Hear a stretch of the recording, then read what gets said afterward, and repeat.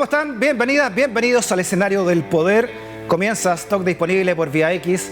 Conversaciones necesarias en este Chile que se escribe día a día. Ya lo sabes, horario de invierno, 20 horas en punto para comenzar nuestra reflexión ciudadana que viene con un gran personaje de lo que podría ser nuestra transición a la democracia, pero tal vez hasta incluso nuestros días.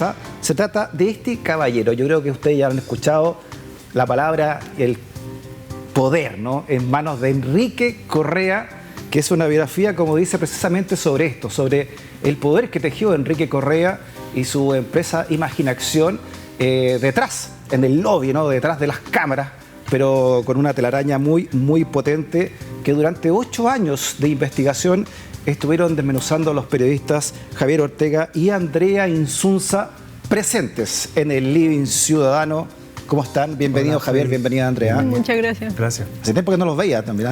Habíamos conversado ya antes acá, sí, en el Living, ¿no? habíamos conversado otras veces. Con otro libro de investigación de ustedes también, ¿no? Sí, otro libro. Oye, Enrique Correa, ¿cómo lo definimos para alguien de otra generación que no es la nuestra, digamos, y que se topa con esta figura, el primer vocero del retorno a la democracia? Sí. Así de es. Patricio Elwin, ¿no? Sí. Enrique Correa. Un político muy activo durante 60 años, 60 sin detenerse nunca. Los últimos 60 años. Así es, sin detenerse nunca en su actividad política.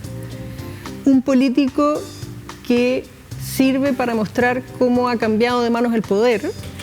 Es un político que durante la primera etapa de su vida militó en partidos tradicionales, combatió a la dictadura desde la clandestinidad, estuvo en el exilio y se convirtió en el primer vocero del gobierno de Patricio Elwin, y más adelante se transformó en un influyente lobista y fue el primero en reconocer que lo era. Sí, sí. Oye, déjame leer acá algunas cosas que ustedes pusieron en el libro. Animal político, negociador discreto, operador detrás del trono, bombero del poder, el hombre del teléfono, Mr. Lobby. En más de 60 años, como tú dices, Andrea, de trayectoria, Enrique Correa Ríos ha sido definido de muchas formas, pero hasta ahora nadie había contado, ¿no? Como un desastrado muchacho de Ovalle, militante partidista desde los 12 años, se transformó en uno de los ministros estrella de la transición chilena y luego en el lobista más influyente del país, consejero de presidentes, cardenales e importantes empresarios, Javier. Sí. Está buena este resumen que trae el libro.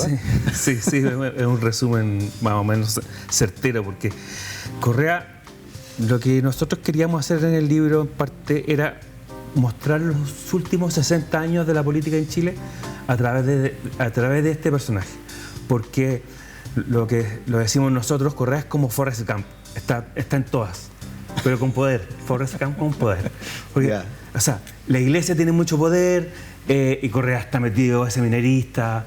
Después los partidos de la izquierda tienen mucho poder, Correa está ahí metido con Rodrigo Ambrosio. La UP también está Correa, el exilio, Correa. La clandestinidad, Correa, el Avide tiene un papel, o sea, la transición, o sea, todo.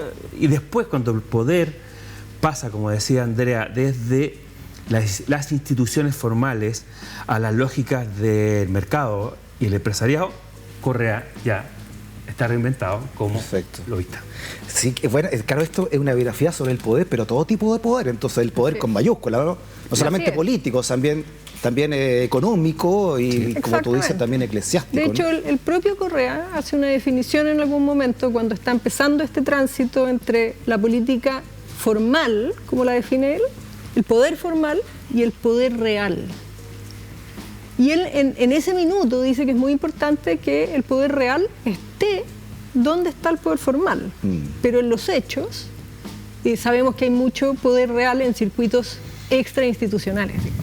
Oye, me imagino que también entendiendo la vida de Enrique Correa y leyendo el libro de ustedes, también se entiende mucho de nuestra historia contemporánea, ¿no? De lo que ha sido la construcción de Chile desde los 90 hasta el día de hoy. Desde la patria joven hasta el día de hoy. Desde los 60. de los 60 incluso, Sí. ¿no? Dictadura mediante. Sí. Y a ver, tratemos de hacer un resumen, al menos de lo que ustedes traen en el libro, de cómo nace este Enrique Correa, este muchachuelo, ¿no? Del que termina estando en el Mapu, pero en el Mapu combativo, ¿no? En el Mapu obrero campesino. En el Mapu más allendista. Correa nace en los polvorientos cerros de Ovalle. Desde pequeño es un niño muy popular, aprende a leer muy rápido, muy joven, se encandila mucho con la Biblia.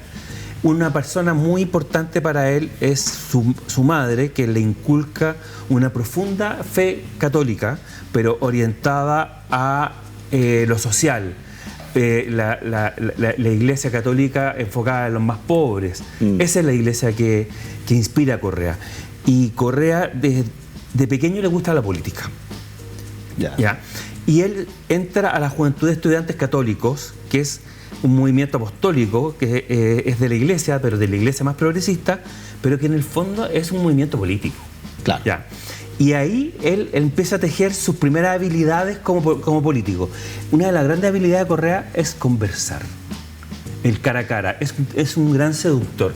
¿Ah, sí? Sí, es un gran seductor. Y tenía una dificultad cuando pequeño, que era tartamudo, que fue puliendo poco a poco, declamando poesía. Pero él se da cuenta muy pronto porque él postula al centro de alumnos de su liceo de Ovalle y pierde, a pesar de que era muy popular.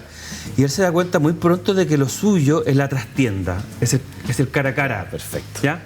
Estar detrás del trono. Mientras otros brillan con discursos en el podio, él está atrás tejiendo la orgánica. Se descubre que ahí está el poder también, me imagino, Por ¿no? supuesto. Como Richelieu, ¿no? Así detrás del rey, ¿no? Por Así supuesto, es. así es. ¿Y cómo entonces seguimos avanzando para ver cómo este exiliado también termina volviendo a Chile, ¿no? Andrés. Bueno, Correa milita en la Juventud Demócrata Cristiana. Ahí es parte del grupo que rompe la Juventud Demócrata Cristiana, forman el Mapu, luego quiebra ese partido y él se queda en el Mapu obrero campesino, que es el más cercano a Allende. Ya. ¿no? Viene el golpe y Correa pasa a la clandestinidad inmediatamente junto con la mayoría de los dirigentes de su partido, digamos, y tiene que salir fuera de Chile. Lo logran meter a la embajada de Perú y sale a ese país, pero rápidamente recala en Cuba y luego en Moscú, donde es el encargado del Mapu en esa ciudad. Perfecto. Y luego vuelve, se hace un tratamiento para bajar de peso, porque el problema de que Correa permaneciera en Chile es que era muy reconocible, él tenía una obesidad muy notoria, él había sido una cara pública de su partido, entonces somete un tratamiento, baja de peso y vuelve a Chile. Y aquí empieza a trabajar... Estamos hablando de la década del 70 aún, en plena dictadura. Sí, en plena Claro. dictadura, en años muy duros donde la represión era fuertísima. Y de hecho... Disculpa, 75 como ustedes lo cuentan en el libro, ¿no? 75, Ya. 76, sí. Ya. Y ahí se genera de hecho un problema porque como Correa es de conversar, es de hacer política conversando, él empieza a reunirse con más gente que la que le corresponde, Perfecto. según lo que el partido permite con las reglas de la compartimentación que se instalan en ese momento para salvaguardar la vida, digamos. Exacto.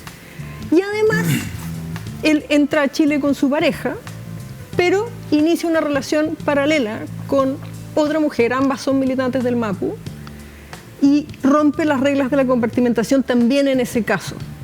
Y esto genera un ruido interno y finalmente deciden sancionarlo y lo envían nuevamente al exilio. Ya, perfecto. Esto obviamente en clandestinidad, como ustedes dicen, Totalmente. ¿no? Él Y entra arriesgando la vida de él y de muchas ilegalmente. personas entonces con esta acción en dictadura, ¿no? Ese es el problema, lo que le reprochan en el ¿Y fondo, cuándo, ¿no? ¿Y cuándo vuelve entonces y cómo se enfrenta ya en ese retorno a la dictadura y termina siendo parte de la concertación, ¿no? Correa tiene una cualidad que es, a veces él crea las cosas para su beneficio, para estar en el lugar donde se toman las decisiones, pero a veces tiene suerte. Y él vuelve en 1981, fines de 1981 a Chile, clandestino, con una identidad falsa, y él lo recibe el mundo popular, los curas obreros. Correa no rompe con los mundos que deja. Él, si bien está un año en el seminario y se va del seminario para entrar a la política, sigue teniendo amigos curas y ellos son los que lo reciben en las poblaciones. Y Correa llega justo antes de que partan las protestas. O sea, y llega justo en el momento, al lugar donde va a partir esa efervescencia que es el mundo popular. Que parte en el 83 abiertamente. En el 83, claro. Parte justo cuando se está iniciando la crisis económica. Y además parte arropado por la única institución que puede desafiar a Pinochet, que está desafiando a Pinochet, que es la Iglesia Católica, que está uniendo al movimiento obrero, que en definitiva es el que va a encabezar las protestas. Así que él como que vuelve a sus raíces de ovallina, clandestino. Y con mejores espaldas, como tú dices, ¿no? Arropado por esta institución importante. Aunque él vive en condiciones de mucha pobreza. Hay cartas de él a las que nosotros tuvimos acceso, en que, de hecho, pide ayuda con cierta desesperación porque apenas les alcanza para comer, digamos. Perfecto. ¿No? Vive en condiciones muy precarias. Ustedes explican que llegada la democracia, entonces, él no quería ser vocero porque por su tartamudez, obviamente, ¿no? Pero aún así él le dice, no, tú tienes que serlo, por la manera también, como ustedes dicen, encantadora de ser de Correa. ¿En qué momento se transforma entonces, para entender este personaje de poder, en el Correa lobista? ¿Correa lobista o traficante de influencia? Porque todavía no estaba claro el límite, en esa época no había ley de lobby, ¿no? Entre una cosa y otra, ¿no? Que era traficar una influencia o ser un lobby, ¿no? Hay una distinción entre ambas cosas. Claro, digamos. Pero por lo menos en esa época me imagino que no estaba al menos legalmente no estaba regulado el lobby, ¿no? Digamos, sí. Correa es ministro de Elwin, es este vocero que es muy exitoso, que ya el primer año es elegido por los medios como el ministro estrella, revelación, etcétera. Hay que pensar que él, cuando entra al gabinete, es un socialista al que la derecha, los militares y los empresarios miran con muchísima desconfianza. Claro, un exiliado, con mucho clasismo, lo pelan por cómo habla, por cómo se viste, lo miran muy en menos, digamos. Y él, sin embargo, se transforma en un ministro muy importante, en el interlocutor informal de los militares, en un gran negociador. Y al final del gobierno de Elwin, él quiere volver a la política. Quiere ser dirigente del Partido Socialista y quiere ser senador. Pero no encuentra espacio en el Partido Socialista porque él llega muy tarde al Partido Socialista. Él empieza a militar en el PS incluso después de que Elwin es electo. Ya. Entonces no hay espacio ahí. Están todos los cupos repartidos. Sí, exactamente, había muchos dirigentes. Hay que pensar que el Partido Socialista reúne a muchas fuerzas de izquierda que, fruto de la renovación, recalan ahí, digamos, ¿no? Entonces no encuentra espacio. Y en 97, en el gobierno del presidente Frey tiene que nombrar un número de senadores designados por ley. Y Edgardo Benninger, que había sido el ministro dupla de Correa, era el estratega del gobierno de Elwin y Correa era el que iba poniendo en marcha los planes, digamos, le propone a Elwin que los nombre a los dos.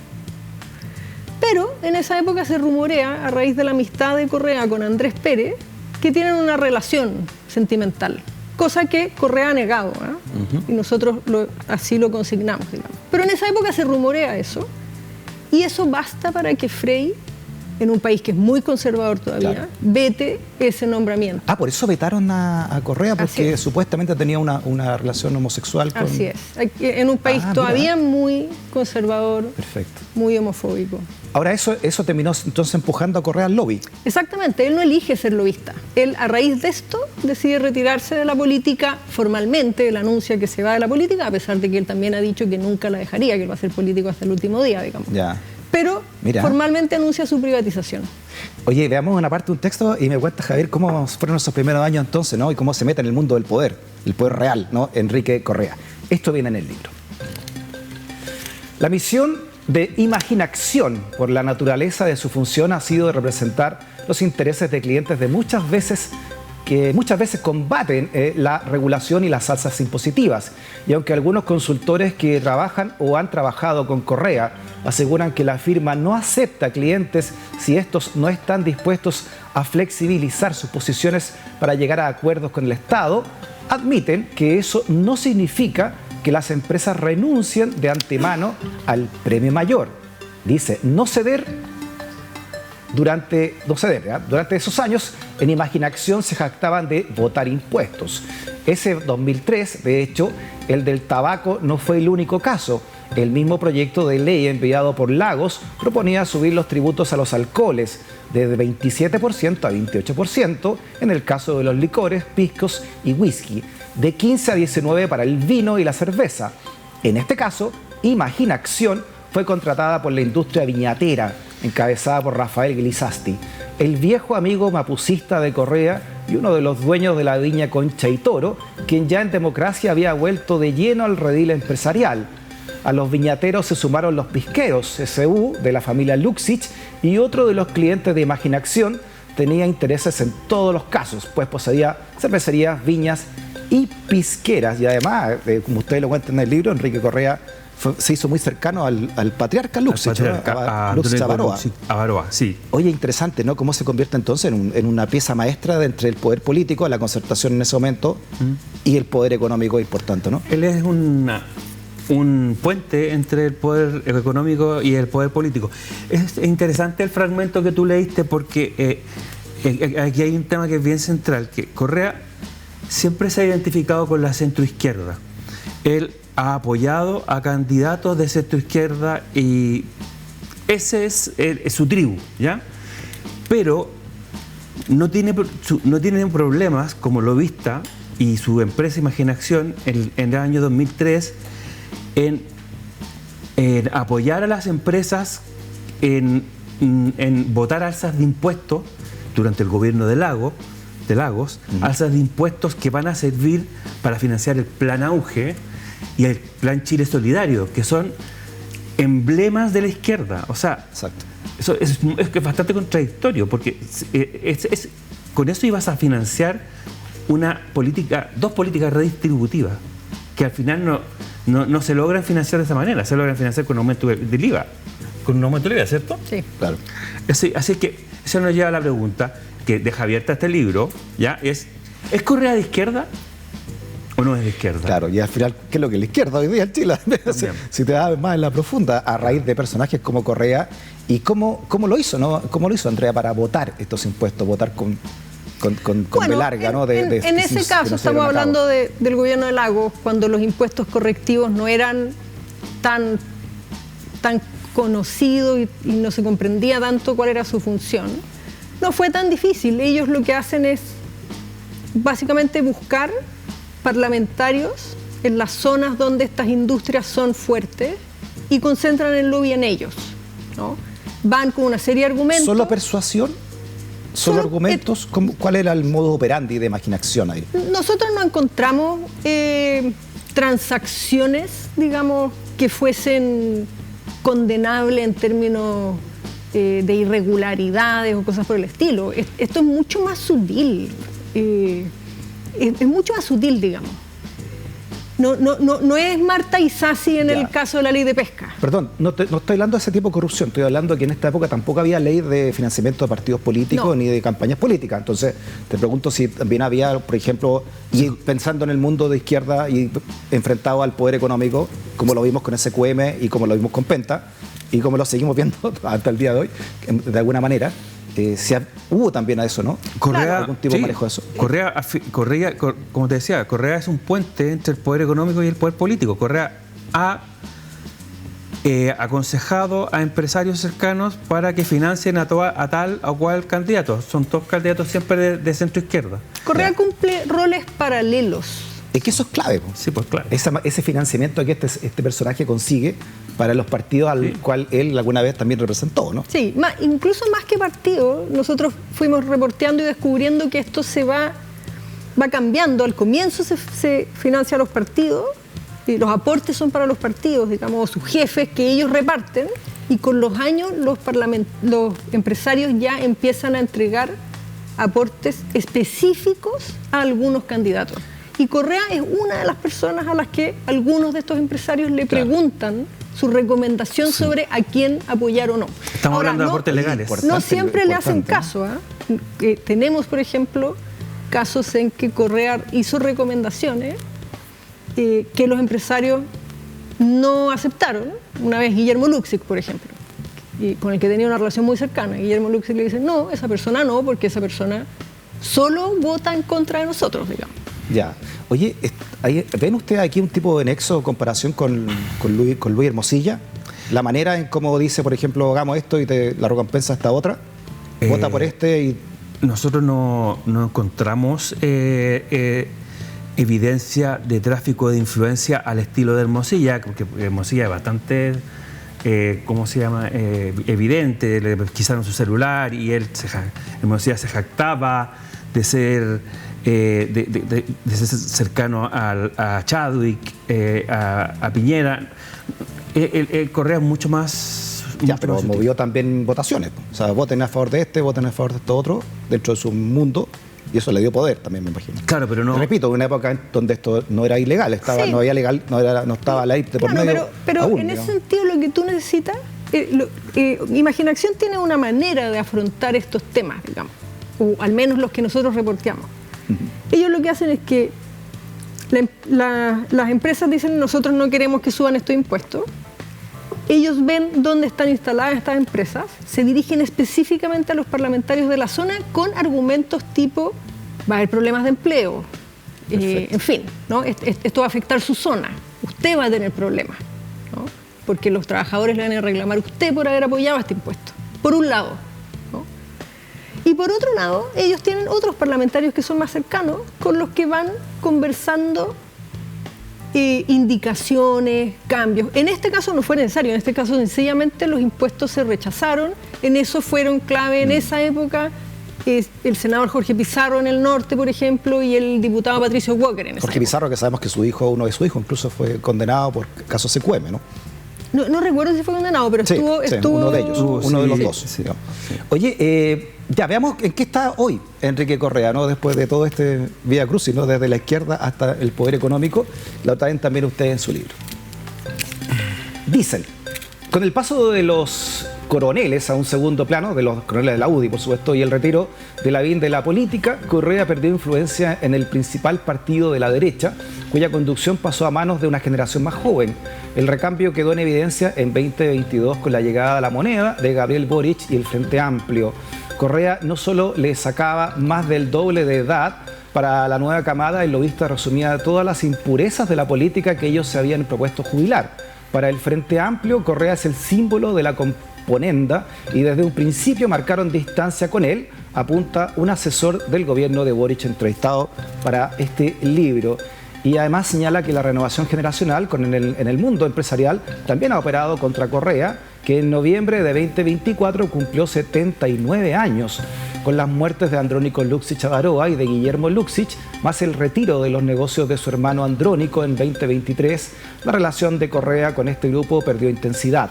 Se trata de un cambio considerable, pues fue la familia Luksic la que otorgó su estatus de consejero personal, empresarial y lobista de grandes compañías. Claro, el grupo Luksic, el grupo más poderoso de Chile también, digámoslo, ¿no?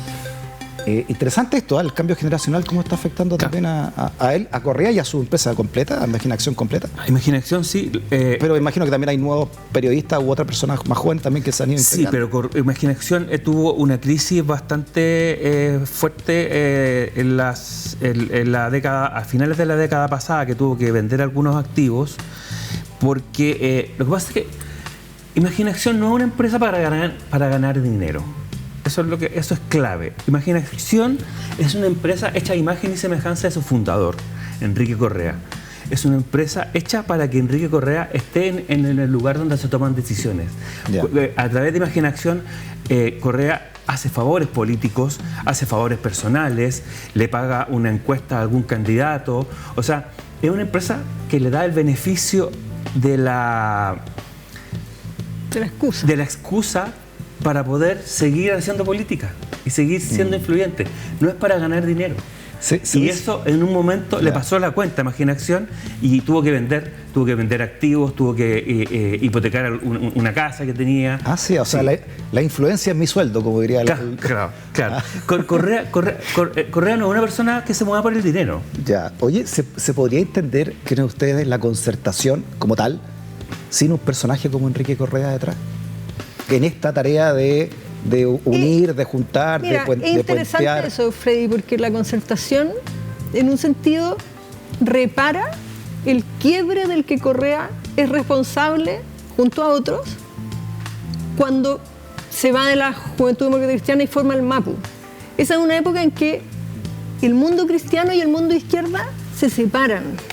Y él, con los años, se arrepiente de eso y es uno de los grandes impulsores de que estos dos mundos vuelvan a convivir. Y la Concertación, culturalmente, es esta unidad entre el mundo cristiano y la izquierda, que habían dejado de convivir muchos años y que finalmente se reunieron. Es muy simbólico el reencuentro de Correa con Elwin, porque Correa conoce a Elwin cuando tenía como 11 años en Ovalle y queda encandilado por este caballero que es el líder, uno de los líderes de la DC, y lo invita a dar una charla. Y ahí dice, no, yo me voy a dedicar a la política. Según lo que ustedes dicen, Correa busca reconocimiento en el fondo. Sí. Es lo que ha buscado con este tiempo, reconocimiento del poder. Sentirse parte del poder y reconocido por el poder, ¿no? Y hacer poder, porque claro, de esa forma. Porque a él eso es lo que le gusta. Porque hay gente que busca poder para lograr otro objetivo. En Correa la influencia en sí es la sal de la vida. Es más seminarista. Oye, se nos acabó el tiempo, pero está muy, muy interesante. Decir también que ustedes también son parte de la productora periodística Un Día en la Vida, ¿verdad, Javier, Andrea? ¿En qué consiste Un Día en la Vida? Es una productora que genera contenido periodístico para medios, para productoras de cine y de televisión, para universidades. Hicieron un documental hace poco sobre los 50 años también del golpe, ¿no? Sí, un documental sobre lo que cuentan los documentos desclasificados de Estados Unidos sobre 20 años de historia en Chile. Perfecto. Y este libro entonces ya está muy interesante. Enrique Correa, una biografía sobre el poder, para entender el Chile de hoy también, ojo, y hacia dónde va el nuevo Chile y hacia dónde iría, por ejemplo, una nueva concertación que se está reagrupando, porque están volviendo los 90, no sé si está como un revival de los 90. Sí. Incluso Enrique Correa ha surgido nuevamente como entrevistado en estos últimos días también en varios medios. Muchas gracias, Andrea, por haber venido. Muchas gracias, Javier. Muchas gracias. Un placer hablar con ustedes. El Living Ciudadano dispuesto cuando quieran volver a hablar quizá otra historia de Enrique Correa dentro del libro, ¿les parece? Esto se llama Encerrona porque lo hago al aire. Va a sacar su biografía, así que después la podemos comentar. Ah, perfecto. Sí, ya, su biografía oficial. ¿Él? Sí. Sí. Sí. Escrito por imaginación.